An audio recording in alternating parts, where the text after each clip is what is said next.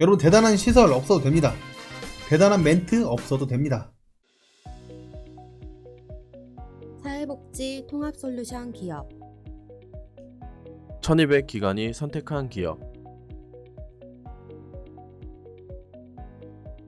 신뢰할 수 있는 기업 어렵고 복잡한 회계 업무 국회와 위탁 서비스와 함께하세요.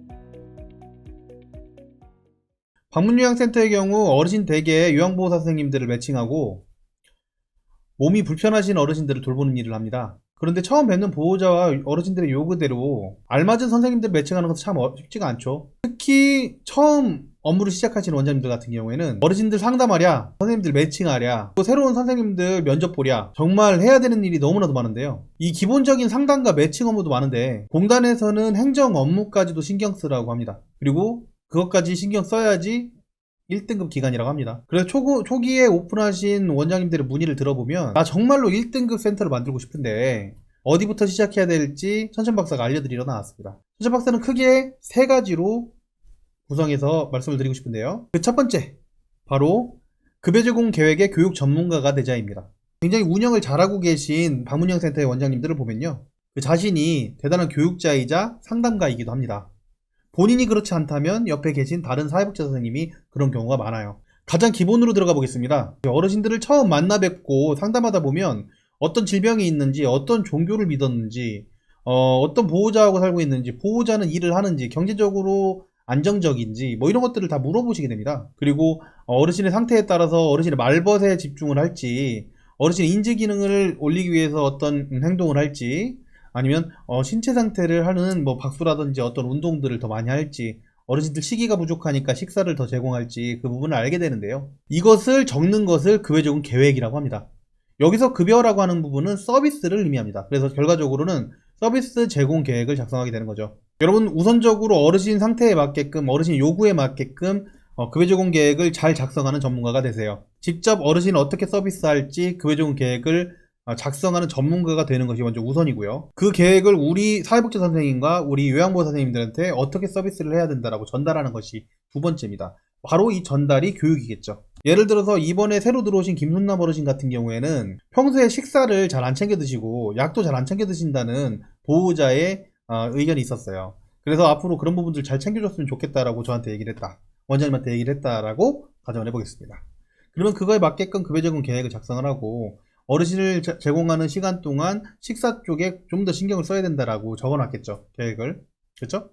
그러면 그 부분을 사회복지 선생님한테 얘기를 해서 전달을 하고 요양보호 선생님들한테 교육을 해서 실제로 그렇게 서비스할 수 있게끔, 신경을 쓸 수 있게끔 하시는 겁니다. 선생님에게 이런 서비스 계획에 따라서 일을 하라고 전달을 하게 되면요, 선생님은 실제로 그렇게 서비스를 하시게 될 거고요. 사회복지 선생님들이 사이사이 그렇게 제대로 서비스를 했는지 확인을 하니까요. 이렇게 되면 공단에서 원하는 대로 급여 제공 계획에 따라서 서비스를 하는 것이기 때문에 공단에서 보기에도 우리 1등급 기관이고요. 어르신과 보호자 입장에서는 본인과 굉장히 잘 맞는 선생님을 만났기 때문에 거기서 일석이조가 되고요. 원장님들이 사회복지 선생님도 교육을 했고 요양보 선생님들을 교육을 할 때마다 그때마다 점점점 더 전문가가 되기 때문에 일석삼조가 됩니다. 그래서 천천박사가 보기에는 1등급 방문요양센터가 되기 위한 그 첫 번째 방법이 바로 급여 제공 계획의 교육 전문가가 되어야 된다 라고 말씀을 드리고 있는 겁니다. 그리고 이렇게 하게 되면 자연스럽게 대단한 상담가가 되실 것이라고 저는 확신합니다. 여러분, 대단한 시설 없어도 됩니다. 대단한 멘트 없어도 됩니다. 그 어르신에 대한 진심과 맞는 계획, 그리고 그것에 대한 지속적인 교육이면 소개는 자연스럽게 나오더라고요. 1등급 방문요양센터가 되기 위한 그 두 번째, 사례 관리의 마케팅 전문가가 되자. 제가 지금 말씀드리는 것은 사례 관리의 전문가가 되자는 의미가 아닙니다. 사례 관리의 전문가가 되면서 거기다가 그 부분을 마케팅에 활용할 줄 아셔야 한다라고 말씀을 드리고 싶습니다. 여러분, 방문요양센터는 멋들어진 시설이 있지 않습니다. 대단히 비싼 운동기구가 있지 않습니다. 방문요양센터에는 대단한 상담가이신 센터장님과 지속적으로 모니터링하는 사회복지 선생님, 열정 있는 요양보호 선생님만 있을 뿐입니다. 우리 선생님들 정말 좋은데, 진짜 정말 좋은데 이거 말씀드릴 방법이 없네. 그래서 할 수 있는 방법이 실제 우리가 관리하고 있는 어르신들의 사례들을 모아서 그 부분을 홍보하는 겁니다. 여기서 사례 관리라고 하는 것은요, 우리 센터장님과 그리고 사회복지 선생님, 요양보 선생님들이 모이셔서 어떤 어르신들의 상태를 확인을 하고 진단을 하고 그 부분을 서로 토론을 통해서 토의를 통해서 더 좋은 서비스를 만들어 나가는 것을 의미합니다. 쉽게 얘기해서 어르신들의 데이터를 쌓는다라고 보면 되겠습니다. 예를 들어서 한번 말씀을 드려볼게요. 이 사례 관리에 대한 부분이 어떤 어르신 같은 경우에는 김땡땡 어르신이라고 할게요. 개인정보 보호를 해야 되니까. 김땡땡 어르신 같은 경우에는 치매가 있으셔서 약을 드셨는데도 또 달라 하시는 분이에요. 그래서 요양보호 선생님이 그 부분이 너무 어렵다. 내가 약을 많이 드리게 되면 오남용이고 이거를 안 드리자니 어르신이 또 화를 내고 그러다 보니까 센터장님과 모여서 이 사례 관리를 한번 해보자. 우리가 한번 회의를 해가지고 어떻게 할지 한번 생각을 해보자 모였어요. 우리 기관에서. 자, 근데 이 선생님들 중에서 이런 아이디어가 나온 거예요. 아, 이거를 약을 드리는 거를 계속 드리면 이제 큰일 나니까 우리가 약을 만들자. 이 약을 만드는 그런 게 있죠? 키트가? 뭐 전혀 몸에는 해가 없는 그런 약을 만들거나 아니면 비타민 C 이런 것들을 비슷하게 생긴 걸로 구입을 해서 어르신한테 한번 드려보자. 뭐 이런 회의를 했었다고 한번 가정을 해볼게요. 블로그에다가 이 내용을 올리는 거예요.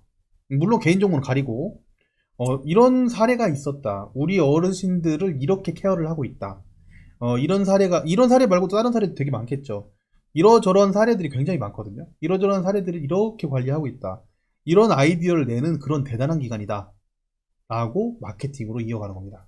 이렇게 할 수 있으려면 내부적으로는 선생님들끼리 모여서 굉장히 많은 사례들을 이야기해야 되고 그에 대한 방법을 토의를 하셔야 되겠죠. 그렇게 하시다 보면 어떻게 돼요? 기관 선생님들, 센터장님 포함해서 다 전문가가 되잖아요.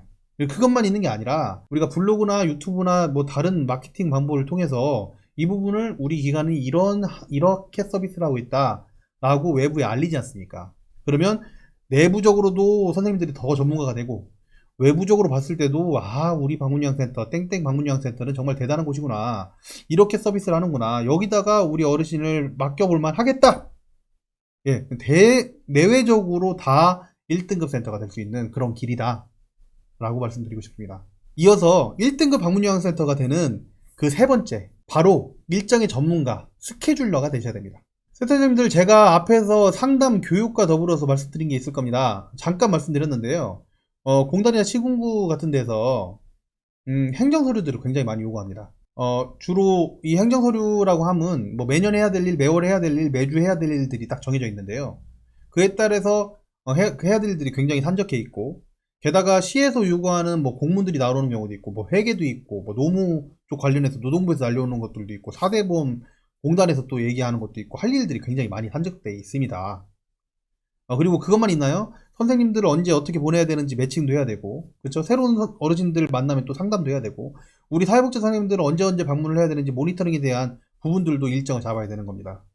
여러분, 그래서 제가 이 부분을 이렇게 말씀드리고 싶습니다. 여러분들은 미리미리 일정을 잡아서 진행을 하지 않으면 절대 1등급 센터가 될 수 없다라고 말씀을 드리는 거거든요. 그래서 여러분들은 정말 철저한, 정말 일정을 잘 잡는 스케줄러가 되셔야 하는 겁니다. 일단 어떤 일들을 해야 되는지 모르실 거예요, 아마. 처음이니까. 그 부분을 지원하기 위해서 국회에서는 국회 달력을 만들어서 오픈하고 있습니다.